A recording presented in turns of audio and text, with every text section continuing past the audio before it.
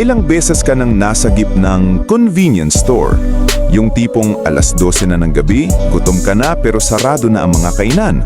O kaya naman, biglarang naubusan ng toothpaste, kailangan mo ng load, gusto mo lang ng malamig na inumin o naghahanap ka ng cash in para sa e-wallet mo. Naisip mo na ba kung alin ang pinaka-convenient na convenience store sa Pilipinas? Saan ba pinakamadaling magbayad ng bills? Alin ang may pinakamaraming branches? At saan ka madalas tumambay noong estudyante ka pa? Sabi nga nila, convenience is the ultimate luxury. At sa mabilis na takbo ng buhay ngayon, napakahalaga ng mga lugar na laging bukas para sa atin. Kaya sa video na ito, aalamin natin ang top 10 best convenience at mini grocery stores sa Pilipinas. Saan ang pinakasulit? Pero bago natin simulan ang ating ranking, comment mo muna sa baba kung anong convenience store ang madalas mong puntahan at ano ang lagi mong binibili. At kung mahilig ka sa mga listahan, reviews at mga kwentong swak sa panlasa ng mga Pinoy, huwag kalimutang mag-like, mag-comment at mag-subscribe for more contents like this. Handa ka na ba? Simulan na natin! Top 10. Easy Day Shop. Kilala mo ba ang convenience store na madalas mong madaanan pero bihira mong mapansin? Ang Easy Day Shop. Ito ay isa sa pinakamabilis lumawak na neighborhood convenience store sa Pilipinas.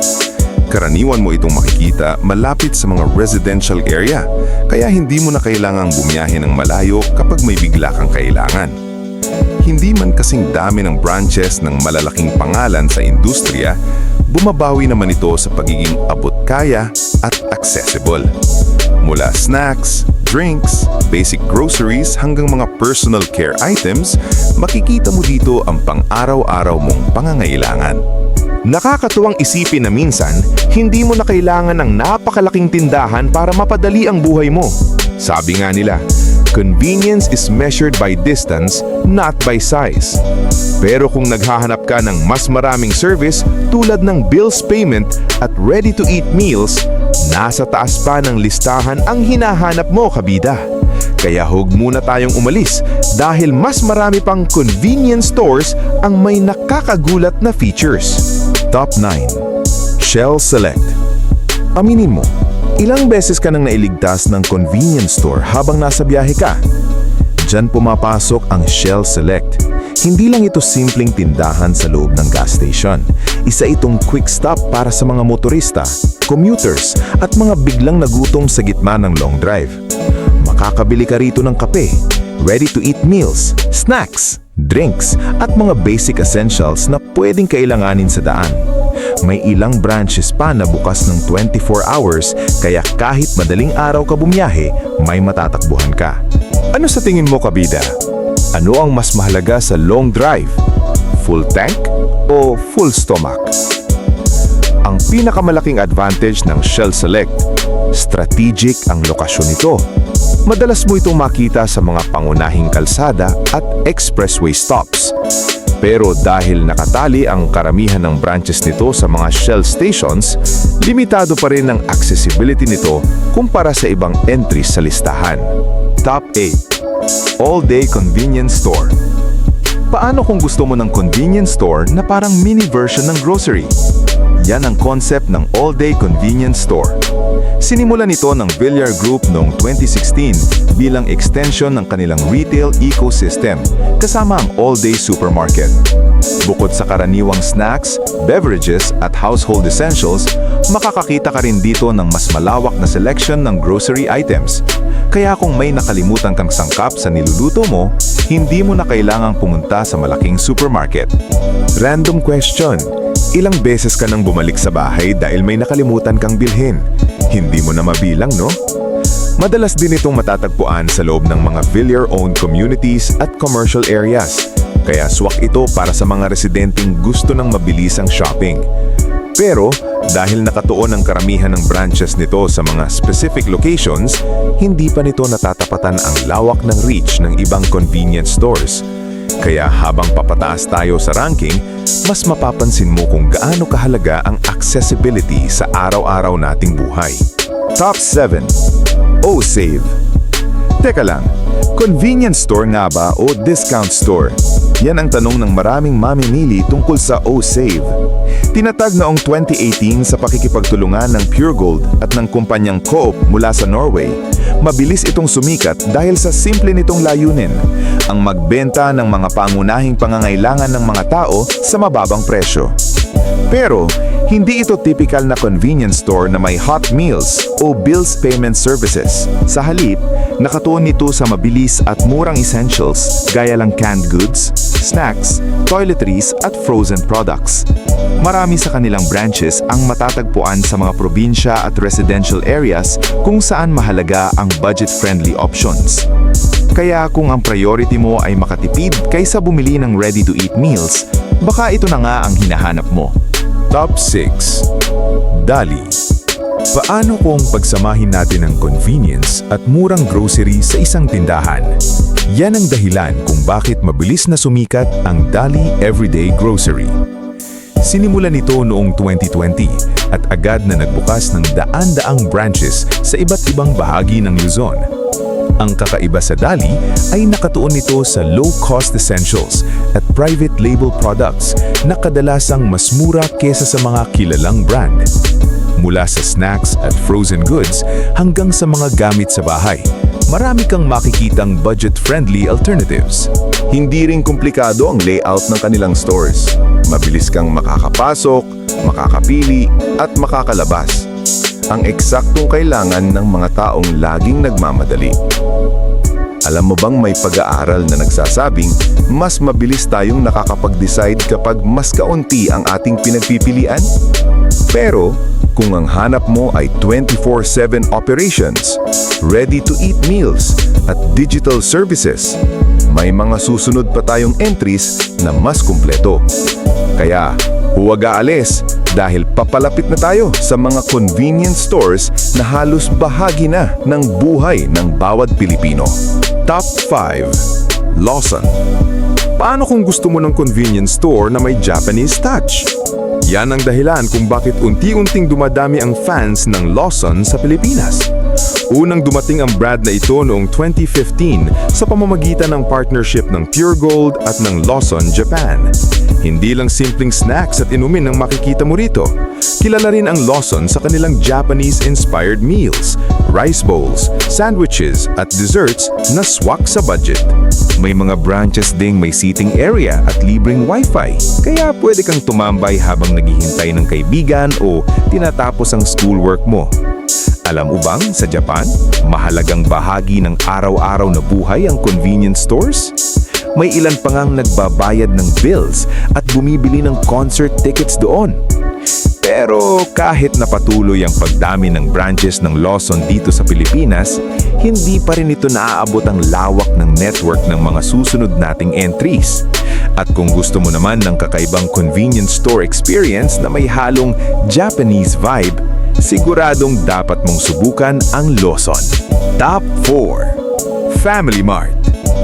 Bakit kaya maraming estudyante at young professionals ang madalas nagpapalipas ng oras dito? Ang Family Mart ay isa sa pinakakilalang convenience store brand mula Japan na pumasok sa Pilipinas noong 2013. Sa tulong ng Ayala Group at Rustans Group, mabilis itong nakilala lalo na sa mga business districts at urban areas.